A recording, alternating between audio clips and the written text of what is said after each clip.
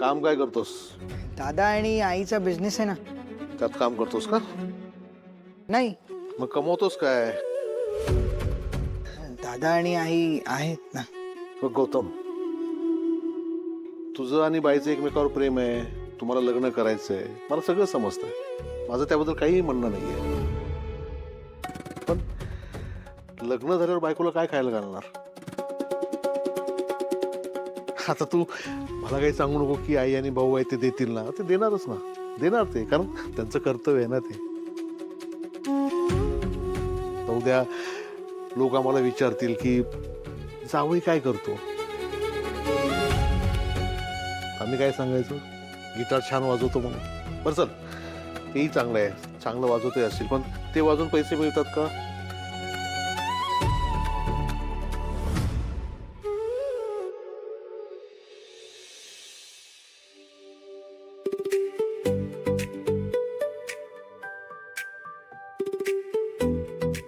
पप्पा, कुकीज घ्या ना.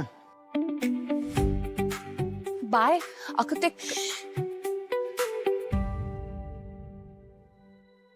हे घ्यायला पैसे कोणी दिले? म्हणजे कुणीतरी दिले असतील ना.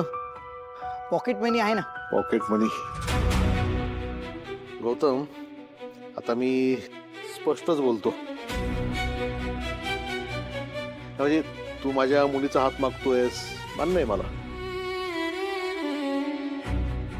पण तुमचं घराणं मोठं आहे, घरातली माणसं मोठी आहेत. पण समजा देव करो असं नको व्हायला, उद्या काही झालंच, तशी वेळ आली, तसं वेळ येणार नाही पण आलीच, समजा काही वाईट झालं तर तुझ्याकडे तुझं असं काय आहे ज्याच्या जोरावर तू माझ्या पोरीची जबाबदारी घेशील? असं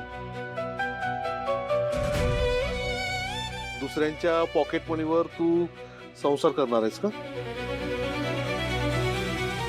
आता मी बघ, मी कंडक्टर आहे, बेसमध्ये काम करतो.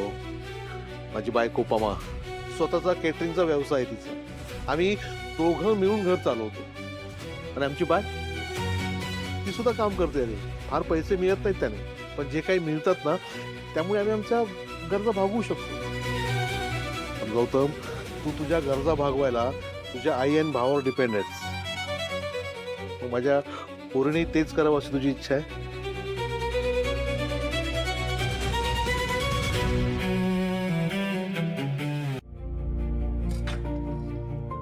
घे.